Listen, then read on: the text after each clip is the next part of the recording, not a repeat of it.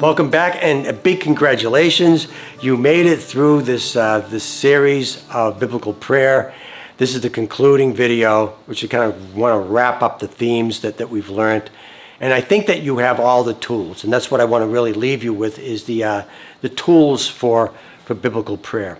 And just to review again, that we saw all of these prayers. The first thing you want to do is, when you see a prayer, is you want to take it in context. Where is the prayer? And what is the function of this prayer in light of the whole letter or the whole book that you're dealing with? And that's really critical, is to see what is going on there. And then once you have that, once you can appreciate its placement and see the context which this prayer has been placed, you can now take a look and pray the prayer and try to incorporate all of the wonderful things that we have learned throughout. So the first, you want to look at the characteristics, and the first characteristic of the prayer is that it is nice and short, so you can really focus on the beautiful words.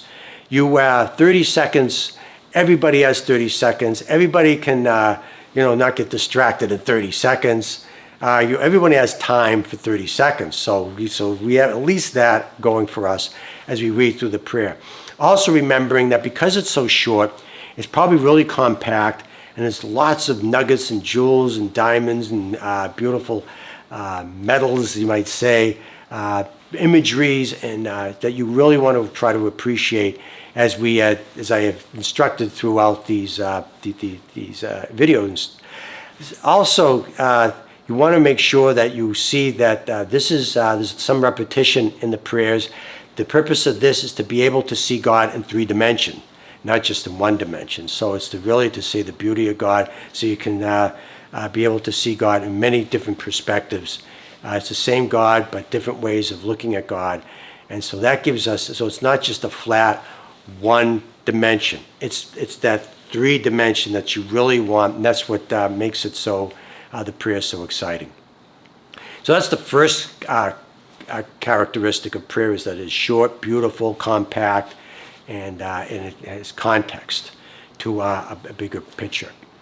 And of course, the second is that these are God's words. God wrote the words through a human author, so we can appreciate that God is that we are going to be using God's language to talk to God, which always connects us better. It's always, if there's somebody that I always appreciate when somebody speaks to me in English and I don't know their language, and they have to go into their second language is not as maybe proficient, but they struggle with it, just to be able to, and so that they can connect with me all the more.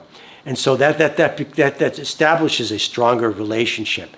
So even though our might not be our first language, is the divine language, we may struggle a little bit with it to try to understand all the fullness of it, but we're talking to God, which establishes this connection with God, this real human divine connection that's really needed, is through the words Himself, because they're God's words, they're God's language. So, and because they're God's language, we use them to speak to God, but we also use them to listen to God, and this forms the dialogue. So prayer is always a dialogue. And remember, people complain that God doesn't talk to me in my prayer. I speak and doesn't seem to listen. So that's not true with biblical prayer. Remember that it's always a dialogue. You're always listening to God's instructions. You always can apply these instructions, the prayer that you just said, to your own life, which transforms your life, gives you a mission statement, gives you a reason for what you want to do in the day. Now, the third and the most important characteristic, as all the prayers we have seen are based on divine promises. God promised. We know in the ancient world, gods don't usually promise. They're just they're whimsical.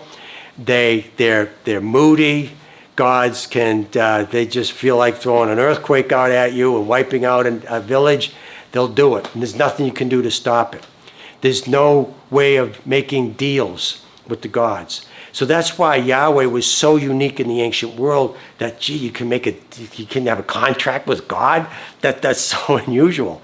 And so this is really important to see this, that all prayers are intended to be answered, because God promised the prayer, the Bible, that you're praying God made a promise so that now we're able to now be confident that that prayer is going to be answered.